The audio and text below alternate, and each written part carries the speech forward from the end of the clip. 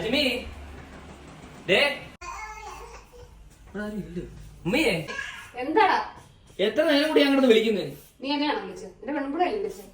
ഉമ്മ എന്തിനാ ഉമ്മ ചൂടാവുന്നത്? ഞാൻ ചൂടാൻ വേണ്ടി പറഞ്ഞു ഉമ്മ എടുത്തത്. ചേടാ എന്താ കാര്യം? എന്താ കാര്യം? കാര്യം വേണ്ട, എനിക്കൂടെ ജോലിയാണ് ഇസാമേ. അതെന്താ ഉമ്മ മാത്രം ജോലി ചെയ്യുന്നത്? അവള് വിളിക്കും, അജ്മി വിളി. അജ്മി ചെയ്യത്തില്ല, പിന്നെ ഉമ്മ മാത്രം എന്താ ചെയ്യുന്നത്? ഞാനാണിത് പറയേണ്ടത്. അവള് ഫോൺ വിളിച്ചോണ്ട് റൂമിലെങ്ങാനും കാണും. നീ ഒന്ന് നോക്കിക്കുന്നു.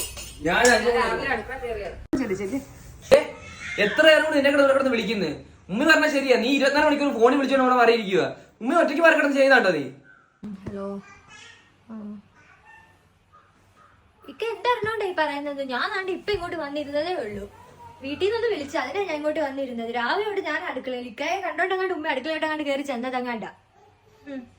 അങ്ങനാണെങ്കിൽ നമുക്ക് ഉമ്മയ്ക്ക് ഒരു പണി കൊടുക്കാം. ഉമ്മയെ കേൾപ്പിക്കാൻ വേണ്ടി ഞാൻ നിന്നെ 2 തെറി വിളിക്കാം. നീ ആണെന്ന് അതിന്റെ ഒപ്പം നിന്ന് തന്നാ മതി. സന്തോഷം ആയിക്കോട്ടെ, കേട്ടോ? അവിടെ എന്താ അനക്കൊന്നും കേൾക്കുന്നു, നോക്കിയിട്ട് വരാം. നിനക്കാണെങ്കിൽ കാര്യം പറഞ്ഞാൽ മനസ്സിലാവാത്തത്. നീ എന്താ പറഞ്ഞാലും മിണ്ടായിരുന്നാ മതി. ഉമ്മ ഒറ്റയ്ക്ക് അവിടെ ജോലി ചെയ്തത്. നിനക്ക് കാര്യം പറഞ്ഞാൽ മനസ്സിലാക്കുന്നു. ഒരെണ്ണം തന്നാണല്ലോ. അങ്ങനെയൊക്കെയാ വീടാകുമ്പോഴത്തേക്ക് ജോലി ചെയ്യേണ്ടൊക്കെ വരും. 24 മണിക്കൂർ ഫോണിൽ കളിച്ചു പിടിക്കാൻ പറ്റത്തില്ല. എന്റെ കൈ വാങ്ങിക്കരുത് ആവശ്യമില്ല.